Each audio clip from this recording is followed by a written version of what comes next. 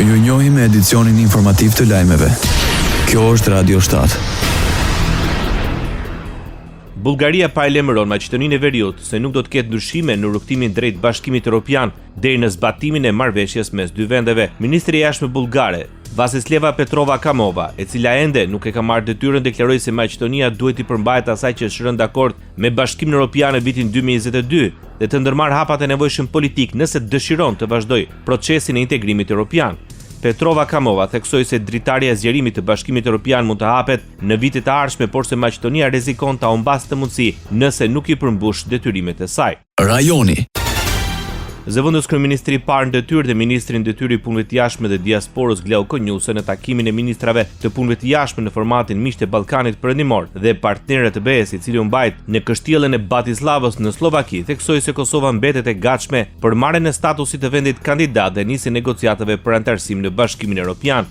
Në seancën e dytë e fokusuar në sigurinë si dimensioni i ri i integrimit evropian e ju ndal tek rëndësia e integrimit gradual të vendeve të Ballkanit Perëndimor në arkitekturën europiane të sigurisë. Ai deklaroi se anëtarësimi i vendeve të rajonit që ende nuk janë pjesë e aleancës mbetet interes strategjik për stabilitetin e Ballkanit Perëndimor dhe të Europës.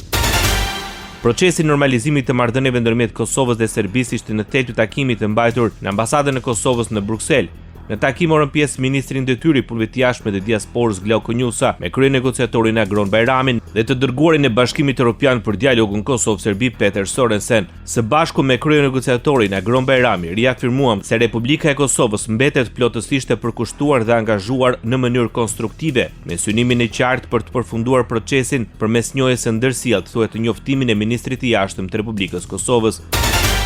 Albania paralajmëron ndërprerje të pjesshme të shërbimeve, duke filluar nga data 15 maj në orën 22 deri në orën 18 maj në orën 8. Shërbimet online përmes këtij portali do të jenë përkohësisht jashtë funksionit. Shkak është bërë përditësimi të dhënave. Në kuadër të përmirësimit të infrastrukturës teknologjike dhe rritjes të performancës së shërbimeve publike online, portali Albania do të nënshtrohet një procesi përditësimi dhe optimizimi teknik, thuhet në njoftimin zyrtar. Bota. Bashkimi Evropian po ndryshon rregullat për shoferët. Një paketë e re masash që do të sjellë një patent digjitale drejtimi, një periudhë prove më të rrept për shoferët e rinj, një sistem më të fortë për ndëshkimin e shkeleve të rënda dhe mundësinë e një ndalimi të vetëm drejtimit të vlefshëm në të gjithë vendet e Bashkimit Evropian. Një nga ndryshimet më të dukshme është patenta digjitale e drejtimit. Rregullat e reja parashikojnë gjithashtu një periudhë prove prej të paktën 2 vitesh për të gjithë shoferët e rinj. Gjatë kësaj periudhe do të zbatohen rregulla të rrepta për drejtimin e automjetit në ndikimin e alkoolit, drejtimin e automjeteve të rrezikshme dhe shkelje të tjera që mund të rrezikojnë sigurinë.